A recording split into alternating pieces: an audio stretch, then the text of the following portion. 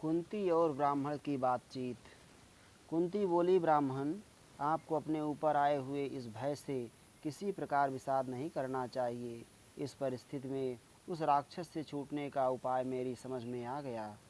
आपके तो एक ही नन्हा सा पुत्र और एक ही तपस्विनी कन्या है, अतः इन दोनों का तथा अपनी पत्नी का भी वहाँ जाना मुझे अच्छा नहीं लगता।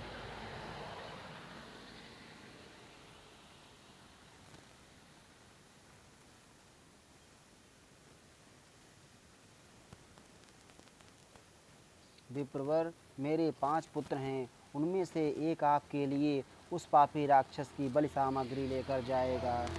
ब्राह्मण ने कहा, मैं अपने जीवन की रक्षा के लिए किसी तरह ऐसा नहीं करूँगा। एक तो ब्राह्मण, दूसरे अतिथि के प्राणों का नाश मैं अपने तुच्छ स्वार्थ के लिए कराऊं, यह कदापि संभव नहीं है।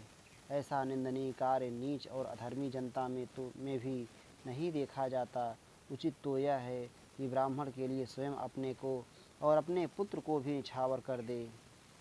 इसी में मुझे अपना कल्याण समझना चाहिए तथा यही मुझे अच्छा लगता है। ब्रह्म हत्या और आत्महत्या ही श्रेष्ठ जान पड़ती है। ब्रह्म हत्या बहुत बड़ा पाप है। इस जगत में उससे छूटने का कोई उपाय नहीं है। अनजान में भी ब्रह्म हत्या करने की अपेक्षा मेरी दृष्टि में आत्महत्या कर लेना अच्छा है। कल्याण, मैं स्वयं तो आत्महत्या की इच्छा करता नहीं, परंतु यदि दूसरों ने मेरा वध कर दिया तो उसके लिए मुझे कोई पाप नहीं लगेगा। यदि मैंने जानबूझकर ब्राह्मण का वध करा दिया तो वह बड़ा ही नीच और क्रूरतापूर्ण कर्म होगा। उससे छुटकारा पाने का कोई उपाय मुझे नहीं सूझता। घर पर आए हुए तथा शरणार्थी का त्याग और अपनी रक्षा के लिए याचना करने वाले का वध, यह विद्वानों की राय में अत्यंत क्रूर एवं निंदित कर्म है। आपद धर्म के ज्ञाता प्राचीन महात्माओं ने कहा है कि किसी प्रकार भी क्रूर एवं निंदित कर्म नहीं करना चाहिए। अतः आज अपनी पत्नी के साथ स्वयं मेरा विनाश हो जाए, यह श्रेष्ठ है, किंतु ब्राह्मण वध की अनुमति मैं कदापि नहीं दे सकता। कुंती बोली, ब्राह्मण, मेरा भी यह स्थिर विचार है कि ब्राह्मणों की रक्षा करनी चाहिए। यूँ तो मुझे भी अपना कोई पुत्र अप्रिय नहीं है, चाहे मेरे 100 पुत्र ही क्यों ना हो, किंतु वह राक्षस मेरे पुत्र का विनाश करने में समर्थ नहीं है, क्योंकि मेरा पुत्र पराक्रमी, मंत्र सिद्ध और तेजस्वी है। मेरा यह निश्चित विश्वास है कि वह सारा भोजन राक्षस के पास पहुंचा देगा और उससे अपने आप को भी छुड़ा लेगा।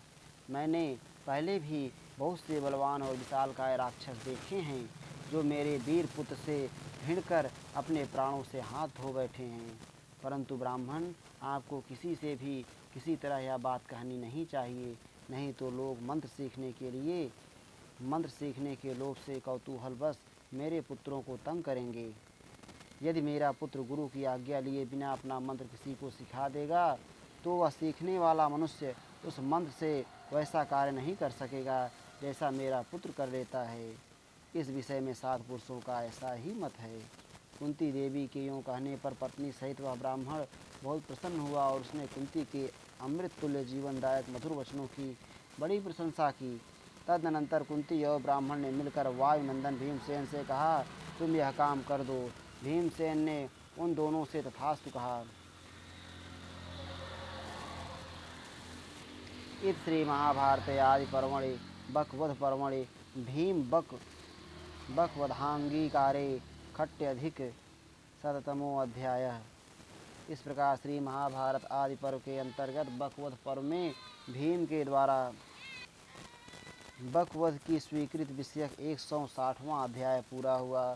श्री राधा वल्लभ लाल की जय।